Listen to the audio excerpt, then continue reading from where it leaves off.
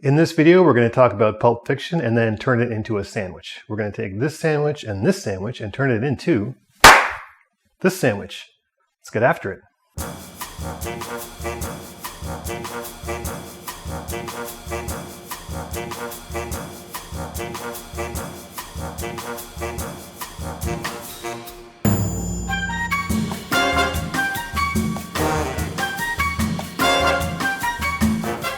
Welcome to Cinnamon and Sandwiches. I'm your host, Paul Singh, and I am currently the most electrifying man in all of sandwich-based entertainment. Today we're looking at a film that blew every Gen X hipster's mind in 1994, Pulp Fiction. This is Cinnamon and Sandwiches, the show where we break down movies and then rebuild them in the form of delicious sandwiches. It's film criticism mixed with food pornography, and maybe some jokes. You'll see how it works as the show goes on. Anyway, let's break this movie down so we can hurry up and get to the sandwich part, which is my favorite part. Now, Pulp Fiction is one of my favorite movies of all time because, much like sandwiches, one of my other favorite things of all time, Pulp Fiction has layers. So do sandwiches. I like layers. I love layers in food and in movies, which coincidentally is the name of a podcast that I started with my friend Jeremy called Food and Movies, where we break down movies based on the food in them. It's a continuation of absurdist film criticism like this show is, except in podcast form. I'll leave a link down below. But here are my thoughts on Pulp Fiction. Pulp Fiction is a goddamn movie miracle. It is a movie that combines European and American aesthetics in a way that I'd never seen before. There's a lot of film nerd essays out there that break down where Tarantino takes his references from, and that's all cool and everything, but they never really settle on what Tarantino's style is, what kind of filmmaker he really is. Now, I'm a firm believer that a filmmaker's style is a direct reflection of their personality. You got Michael Bay, loud, obnoxious filmmaker, loud, obnoxious movies. Woody Allen's style is that nebbish, Jewish intellectual, hilarious. Oliver Stone's style is that coked up American paranoia. Wes Anderson's a hipster. So are his movies. Shout out to him though, I love his movies. The list goes on and on, but when you are watching a movie, you are seeing a cinematic interpretation of the filmmaker's personality. So what I realized about Tarantino is that his filmmaking style is collage. Now, every filmmaker borrows from filmmakers of the past, but they always try to hide what they're borrowing from or stealing. Tarantino never tried to hide it. He did the exact opposite. He wanted you to know where he was taking things from. The tracksuit in Kill Bill, obviously taken from Bruce Lee. Pam Grier played an iconic blaxploitation character named Foxy Brown. Tarantino puts her in a movie called Jackie Brown. He wants you to know what he's doing. And he wants you to know that he knows that you know. Yeah, layers. And the weird thing is that his style is collage, so he copies a bunch of other filmmakers, but then after Pulp Fiction came out, a bunch of filmmakers tried to copy his style, and they all failed. So his style is the copy, but his style is uncopyable. Now, in his filmmaking collage style, he takes from everything. A cartoon here, a Klingon proverb there. But in my opinion, he draws mostly from two very different styles. He draws from French New Wave and American exploitation movies. There's other things sprinkled in, but those are the main two pillars that his style of collage is built on. That's where he draws from most. Now, it's been mentioned many times that he has been compared to Jean-Luc Godard. He even says himself, Godard was a major influence on him. And Godard was a French New Wave filmmaker, one of the first postmodern filmmakers, in that his movies tend to be self-referential. They were referencing other movies, mostly American movies, and they meant for you to notice it. Again, his style was collage-ish, but also very French. Interesting. Watch some Godard films, they're awesome. But Tarantino took that French New Wave, postmodern, referential style and he mixed it with something no one had thought to do before, which is mix it with American exploitation movies. And he even tells you in a weird way what he's doing. The name of his production company is called A Band Apart, which is a play on words of the Jean-Luc Godard film Bande à Part. He also owns a distribution company called Rolling Thunder. Rolling Thunder is the name of a famous exploitation movie. So you've got A Band Apart, which is French New Wave, and Rolling Thunder, which is exploitation, and those are the names of his two companies. He puts those together and creates a style. That's the duality of his style. It's high art and low art. Shakespeare did the same thing. Go read about it. So that's the film nerd breakdown of Pulp Fiction, but there is a food nerd breakdown of Pulp Fiction too, which is the fact that there's a ton of essays on YouTube which break down every single possible element of Pulp Fiction, but none of them have realized that Pulp Fiction is actually a movie about breakfast. So much so that it might be actually the GOAT of breakfast movies. It's definitely a great food movie, might be the greatest breakfast movie. You let me know in the comments what you think. In our podcast, Jeremy and I actually discovered that Pulp Fiction is all about breakfast. Have a look at this clip. So we went from Fabienne, Bruce Willis's girlfriend, talking about her breakfast. Bruce goes to his apartment, grabs his breakfast, doesn't finish it. Everyone's breakfast seems to get interrupted. It's just ruined.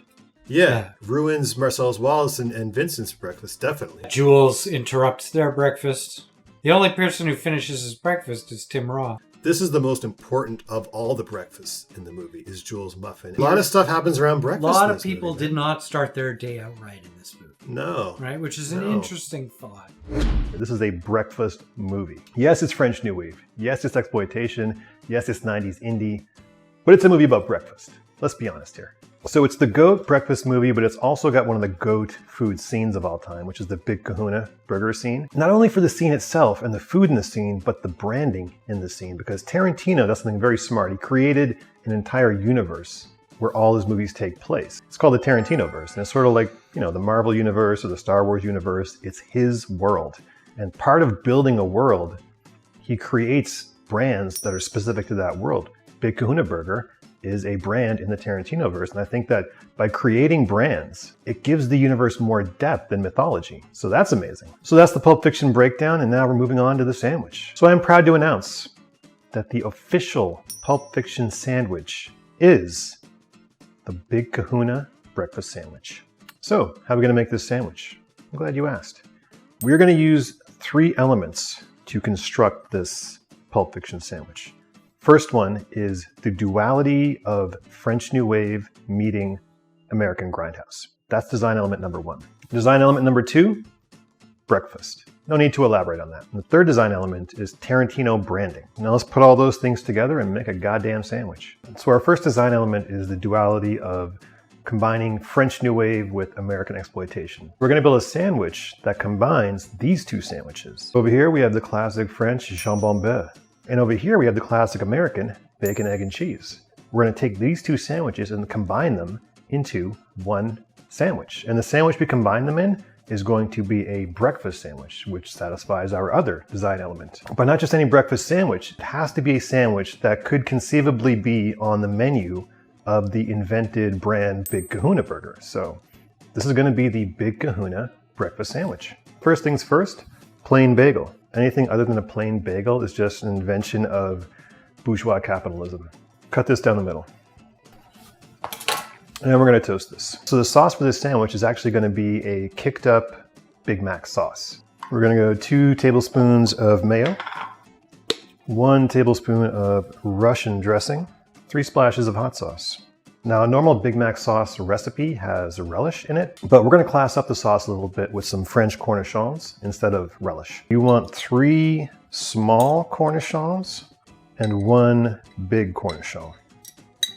The cornichons are a tribute to that classic food scene, the Big Kahuna breakfast scene. These 3 cornichons are Brett and his roommates. This big cornichon is Jules. Just dice these up as much as you can. And right into the sauce.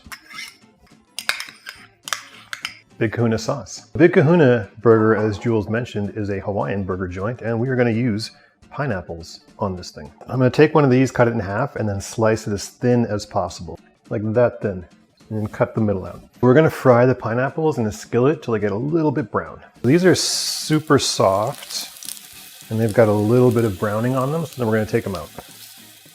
Now for the most challenging part of the sandwich, the eggs. So the style of eggs is going to be a classic French omelet. If you're doing this for the first time, you don't want to overcook a French omelet. There should be no brown on it whatsoever.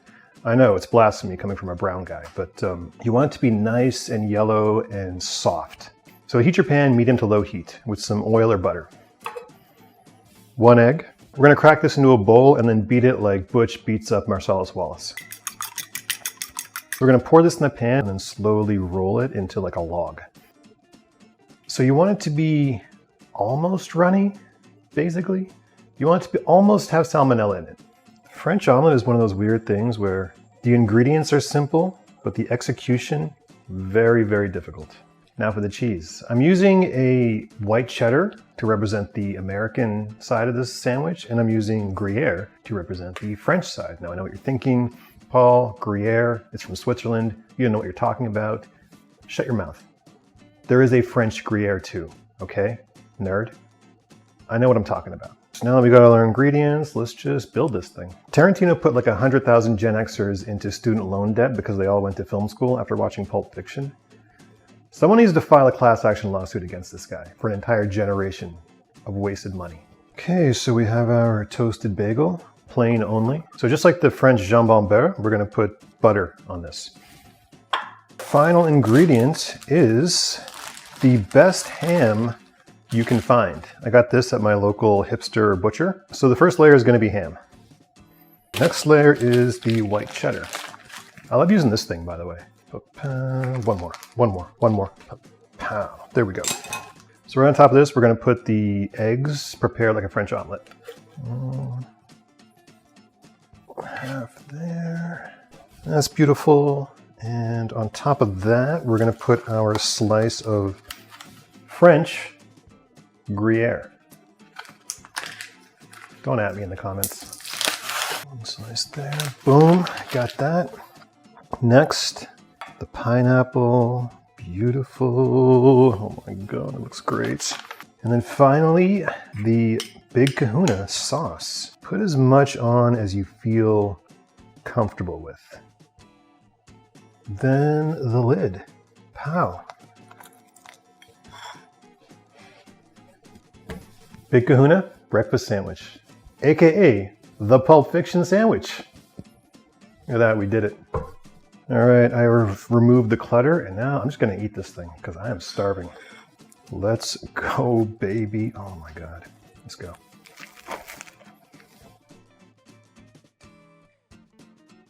This might be the greatest thing I've ever eaten. I don't know if it's because I'm really hungry and this is really delicious, but wow. The savory and the sweet and the soft eggs all coming together with the ham. Oh my God. The sauce is good too. I might make another one. This is unbelievable. I need to be alone with this sandwich for a while, but this has been the Pulp Fiction sandwich on Cinnamon Sandwiches. See ya. Don't judge me, okay? Make it and then let me know how you react to this thing. If it's any less than pure ecstasy, you're doing it wrong.